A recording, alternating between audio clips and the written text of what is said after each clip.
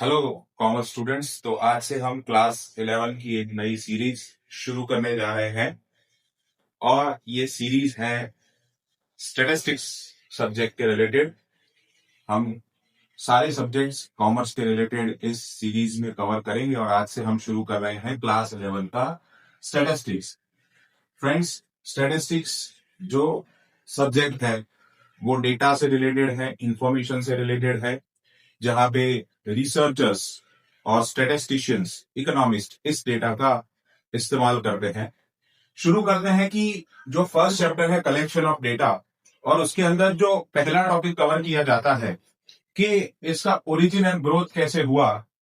तो ओरिजिन की अगर हम बात करें, कुछ यहाँ पे हाइलाइट्स आपको दिख रही है कि आईने अकबरी नाम की एक किताब थी जो 1596-97 में लिखी गई थी अबू फजल द्वारा। It was written by Abu Fazal. It mentioned highly developed statistical system. उसके बाद ये जो जर्मन वर्ड जिसके ऊपर से ये स्टैटिस्टिक्स बना है, स्टैटिस्टिक के तौर पे सबसे पहले इस्तेमाल किया गया था गॉटफ्रीड एटनवॉल द्वारा, जो कि यूज हुआ था 1749 में। तो ये कुछ इयर्स हैं जो आपको याद रखने हैं, कुछ नाम आपको याद रखने हैं। हो सकता है एग्जाम में जो 1 मार्क के क्वेश्चन आते हैं, एमसीक्यूज जो आते हैं, फिलिप्स वाले पे क्वेश्चंस आते हैं, वहां पे ये नाम पूछे जाते हैं।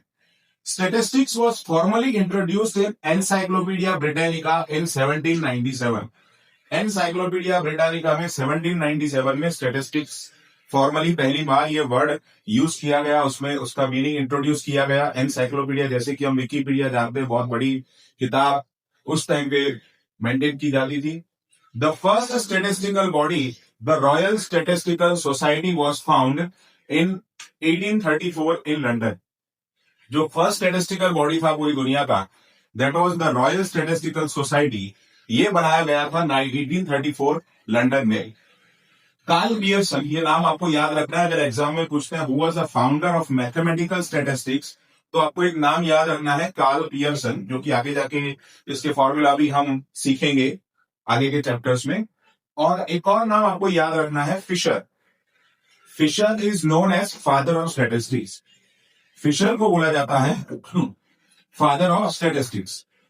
उसके बाद एक फुल फॉर्म आपको याद रखना है, ISI, that is Indian statistical institute, जो कि इंडिया का है।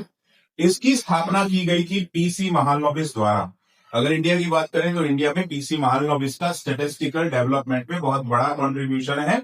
ये जो इंडियन स्टैटिस्टिकल इंस्टीट्यूट है, ये 1931 में स्थापित किया गया था पीसी महालनोबिस द्वारा। और कहां पे? तो इसकी स्थापना हुई थी कैलकाटा में। अब आगे बात करते हैं स्टैटिस्टिक की कुछ डेफिनेशंस के बारे में। तो जैसे कि आप देख पा रहे हो, स्टैटिस्टिक्स का मतलब, तो स्टैटिस्टिक मतलब क्या होता है? Statistic is a science which deals with the collection, analysis and interpretation of numerical data. तो यहाँ पे हमें 3 चीजें बताई गई है स्टैटिस्टिक क्या काम करता है। पहले तो न्यूमेरिकल डेटा का कलेक्शन करना है, उसके बाद उसको एनालाइज करना है, और उसके बाद इंटरप्रिटेशन। ये 3 काम होते हैं स्टैटिस्टिक में। जैसे कि गवर्नमेंट है जो पॉपुलेशन के रिलेटेड, सेंसस के रिलेटेड डेटा कलेक्शन का काम करती है, उसके बाद उसको एनालाइज करती है और एंड में इंटरप्रेट करती है कि पिछली बार के सेंसस से इस बार जो पॉपुलेशन है उसमें क्या चेंजेस हुए हैं। उसके बाद सेकंड नंबर में है पॉपुलेशन। ये पॉपुलेशन हमारे देश की पॉपुलेशन को भी बोलते हैं, और दूसरा पॉपुलेशन स्टैटिस्टिकल पॉपुलेशन है। इसका मतलब group of all the units under the study is known as population. मतलब हम जिस भी टॉपिक पे रिसर्च कर रहे हैं उसमें जितने भी यूनिट्स आते हैं, जैसे कि अगर हम स्टूडेंट्स पे कोई स्टडी कर रहे हैं तो जितने भी नंबर ऑफ स्टूडेंट्स हैं वो सारे के सारे इंक्लूड हो जाते हैं हमारे पॉपुलेशन में। उसके बाद 2 टाइप है पॉपुलेशन के, number 1 finite population and number 2 infinite population. तो अगर हम फाइनाइट पॉपुलेशन की बात करें, if total units of the population are finite, मतलब के काउंटेबल, अगर किसी भी पॉपुलेशन के टोटल नंबर ऑफ यूनिट्स को हम काउंट कर सकते हैं, जैसे कि स्टूडेंट्स को हम काउंट कर सकते हैं, पॉपुलेशन को हम काउंट कर सकते हैं, किसी भी चीज को जिसको हम काउंट कर सकते हैं, उसके अंदर जितने भी यूनिट्स आते हैं उसको हम बोलेंगे फाइनाइट पॉपुलेशन। उसके बाद सेकंड नंबर पे है इनफाइनाइट पॉपुलेशन। इनफाइनाइट पॉपुलेशन, जैसे कि आपको नाम से पता चल रहा है कि यहाँ पे जो पॉपुलेशन फाइनाइट नहीं है, मतलब इनफाइनाइट है, दैट इज अनकाउंटेबल, जिसको हम काउंट नहीं कर सकते। मान लो कि अगर हम आसमान के तारों के ऊपर कोई रिसर्च कर रहे हैं तो वो हो जाएगा हमारा इनफाइनाइट पॉपुलेशन।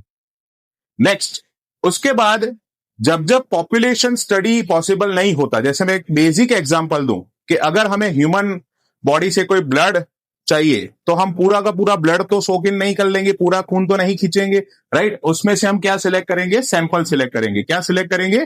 सैंपल। तो सैंपल क्या होता है? A group of selected units from the population on the basis of some definite criteria. किसी डेफिनेट क्राइटेरिया के आधार पे जब हम कोई पॉपुलेशन में से सिलेक्टेड यूनिट्स को पसंद करते हैं, उसको हम बोलेंगे सैंपल। देखिए एक और एग्जांपल लेते हैं, जैसे कि ये बल्ब्स वगैरह बनाती कंपनियां जो है या जो ट्यूबलाइट्स वगैरह बनाते हैं, वो एक एक बल्ब को वो होल्डर में लगा के चेक नहीं करते। वो रैंडमली जो लॉट बनता है उनमें से कुछ यूनिट्स को वो चेक करते हैं और उसके बेसिस पे पूरे लॉट का डिसीजन मेकिंग किया जाता है।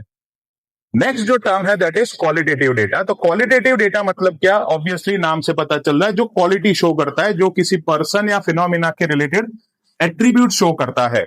जैसे कि किसी पर्सन की ऑनेस्टी, वो क्वालिटी है, या किसी चीज का test, that is related to quality. मतलब अगर उसके रिलेटेड कोई डेटा कलेक्शन किया जाता है, यानी कि कोई क्वालिटी, कोई एट्रीब्यूट, कोई ऑनेस्टी, तो उस डेटा को हम बोलेंगे क्वालिटेटिव डेटा। और जिस डेटा में न्यूमेरिकल्स आते हैं, जिसमें नंबर्स आते हैं, जैसे हाइट, वेट, ये सब डेटा में हमें नंबर्स मिलते हैं, नंबर ऑफ स्टूडेंट्स, ये सब न्यूमेरिकल इंफॉर्मेशन है, तो उसको हम बोलेंगे quantitative data. Okay, thank you very much.